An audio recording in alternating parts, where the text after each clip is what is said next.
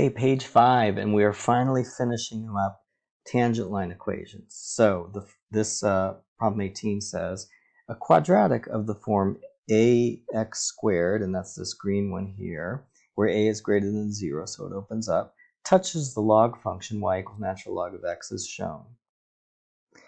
If the x-coordinate of the point of contact is b, explain why ab squared equals natural log of b and 2ab equals 1 over b. Okay, so in this case, we don't know what b and a are yet, but we know that there's a relationship between the two to make the green and the black curves touch exactly. Of course, if they touch exactly, that's like a tangent line, right? Which means that at that point, the green and the black curves share both x value and y value of the touching point, and they also share gradients, because if it's tangent, they need to touch at the same gradient. So we can say that the x value is the same and the y value is the same. So if the y value is the same, we could set up an equation which basically says the y value of the parabola is equal to the y value of the natural log function. And we can also say that the derivatives are equal to each other. So the derivative of ax squared is 2ax. The derivative of natural log of x is 1 over x. So we haven't talked about the fact that the x-coordinate of this contact point is named b. But since we know it's named b, we could go ahead and put b in for x, right? So why don't we do that? We could say ab squared equals natural log of b, and we also know that 2ab is equal to 1 over b. Okay, and now, I think we've already finished. So 2ab equals 1 over b, that's this one. ab squared equals natural log of b, that's this one. So that was easier than I thought it would be. Next step, deduce that the point of contact is square root of e, comma, 1/2. So maybe now that we have two equations and two unknowns, we have this equation and we have this equation, we can use algebra to figure out exactly what the values of a and b are. So let's try to do that. So let's see. This one looks a little easier to tackle first. Let's multiply both sides by b, so that we don't have b in the denominator anymore. So it would be 2ab squared equals 1. Then maybe we could solve for a and then put it over there. So if we solve for a, it would be 1 over 2b squared for the value of a.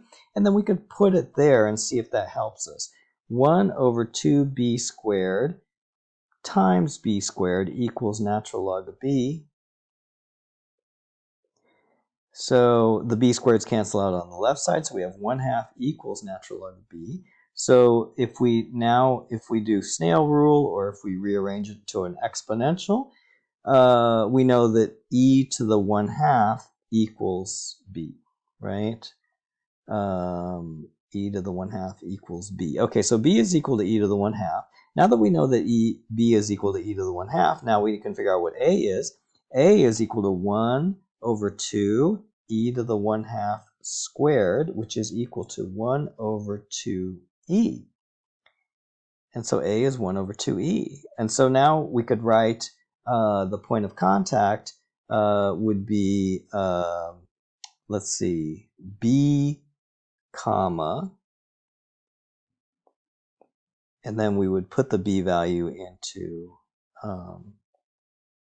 the function, either function, but I think it's easier if we put it into the quadratic function, no logs, and it should look like that. So let's try that. So b is equal to square root of e, right? E to the 1/2.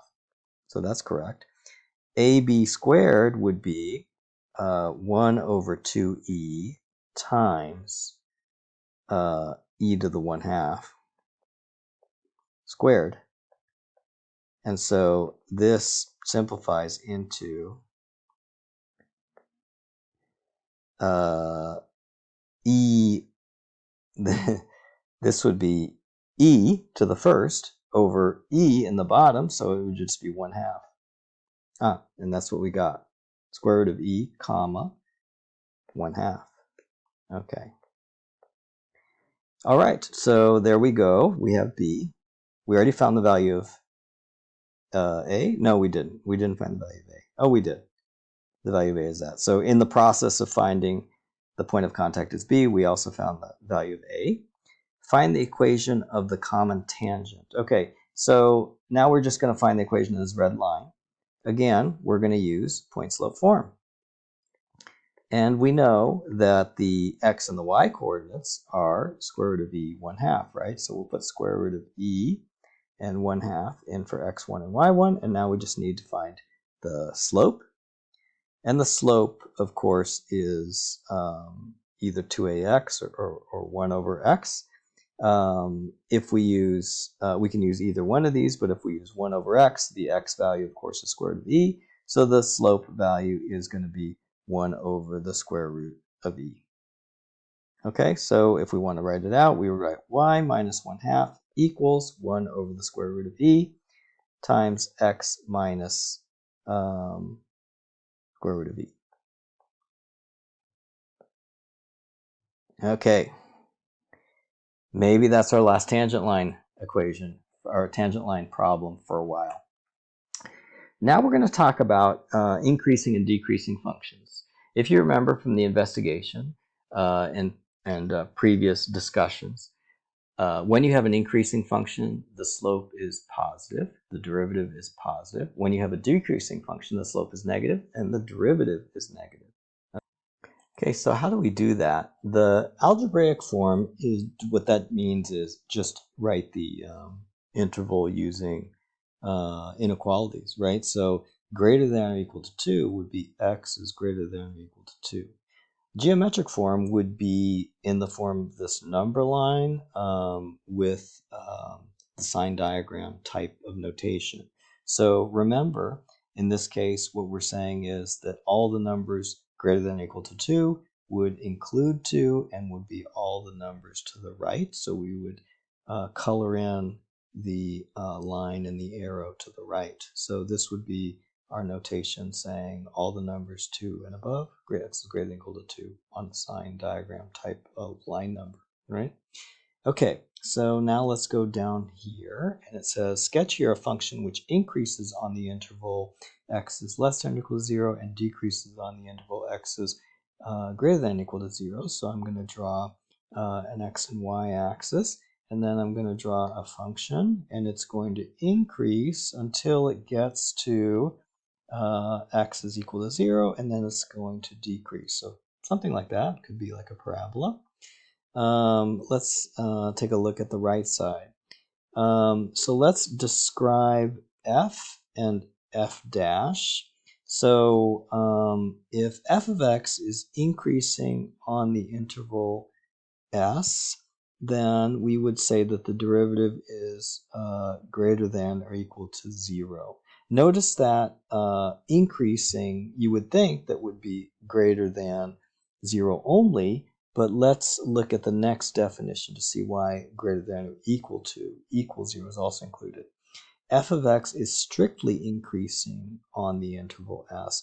Strictly increasing. Okay, so strictly increasing means that it is always positive, not sometimes equal to 0. So in the case of strictly increasing, we're just going to put the derivative is greater than 0, period. F of x is decreasing on s. For this one, we're going to say that the derivative is less than or equal to 0. And for strictly decreasing, then we're going to say the derivative is always less than 0. Okay, so we're creating two different levels of increasing. Increasing, which means it's going up or staying the same. Strictly increasing, which means it is always going up, never staying the same. Okay, and so on. Next one, what is the interval s for a monotone increasing function? So a monotone increasing functions mean it's monotonously increasing. It's always increasing. So if a function is always increasing, that means the interval s has to be all real numbers, or negative infinity to infinity. Okay. Write the sign diagram for the derivative of our friend the parabola x squared. So in this case, the derivative is 2x, right? The sign diagram for 2x is, it's a line. The line crosses the x-axis at 0, right? So at 0, the value is 0. And to the right of 0, if I put in any number into the derivative function that is to the right of 0, it would be positive. So the derivative, since all it does is multiply by positive 2, is also positive. If I plug in any number to the left of 0, which would be negative, if I plug it into the f dash function, the f dash function result just multiplies by positive 2, so any negative number would also be negative. So there is my sign diagram for the parabola function, and that makes sense, right? Because this parabola goes down until the origin and then goes up afterwards. That's exactly what this derivative sign diagram says.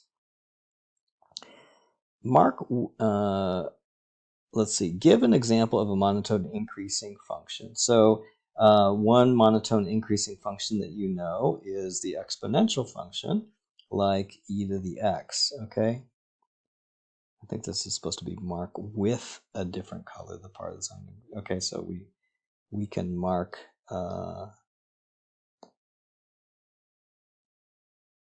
the increasing part with green, for example, okay? Okay, and a monotone increasing function, such as the exponential function, you can find, if you find the derivative of it, that the derivative is also the exponential function, which is always positive, right? So the sign diagram for this would just be always positive, right? Positive here, positive here, positive here. So always increasing, okay? Next one. When classifying intervals of a function as increasing and decreasing, show how you will label a vertical asymptote on a sign diagram. So let's see. If we have, for example, the function y equals 1 over x, this is the rational function. It looks kind of like this, if you remember, okay? So the vertical asymptote is located at x equals 0, right? And so if I was to make a sign diagram for this, it would be 0, and I would have at the 0, I would put a dotted dashed line, okay, above the 0, okay, dotted dashed line. And then on the right side, I would say, okay, the function is decreasing, so it's negative, and here on the left, the function is also decreasing, so I would also put negative. But the asymptote is signified by these, this vertical dotted line. Looks like a mini asymptote, okay? Let's see, I think that's it for this page.